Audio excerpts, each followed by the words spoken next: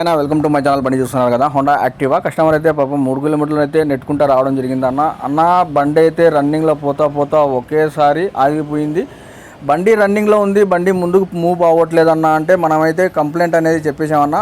ఈ బండికి అయితే మనకు ఫ్యాన్ బెల్ట్ అనేది కట్ అయిపోయింది పెద్ద. మనకు చూస్తున్నారు కదా, వీల్ బెల్ట్ అనేది కట్ అయిపోయింది. మనం వీల్ బెల్ట్ అయితే మార్చుకోవాలంటే మరి ఎట్లా కొద్దిగా మార్చేందన్నా. నా దగ్గర లగేజ్ అయితే చాలా ఉంది. నేను ఆటోలో పోయి ఇంటి దగ్గర పెట్టేసి సాయంత్రం అయితే వస్తానన్న కస్టమర్ మనకు చెప్పడం జరిగిందన్న. అలాగే మనకు ఈ బండికి జనరల్ సర్వీసింగ్, ఆయిల్ చేంజ్ మొత్తం చేసేయండి, నాకు స్టార్టింగ్ ట్రబుల్, మైలేజ్ కూడా అసలు రావట్లేదు అంటున్నారు. మనకి బెల్ట్తో సహా మనకు రోలర్ బాల్స్ కిట్ కూడా పూర్తిగా పోయినాయన్న. మనకు బెల్ట్ మార్చినప్పుడల్లా కంపల్సరీ ఆ రోలర్ కిట్ అనేది కంపల్సరీ చెక్ చేసుకోవాలా. చూడండి మనకు బెల్ట్ పరిస్థితి ఎలా ఉందో. నెక్స్ట్ వచ్చేసిన తర్వాత ప్రతి ఒక్క పుల్లి కూడా వీక్ ఉంది. మనకైతే కస్టమర్కి ఈ పుల్లి అంతా అంటే మొత్తం కాస్ట్ అయితే చాలా పడుతుందన్న. ఈసారికి అయితే పని జరుగుతుంది, కస్టమర్కి అయితే మనం చెప్పడం జరుగుతుంది.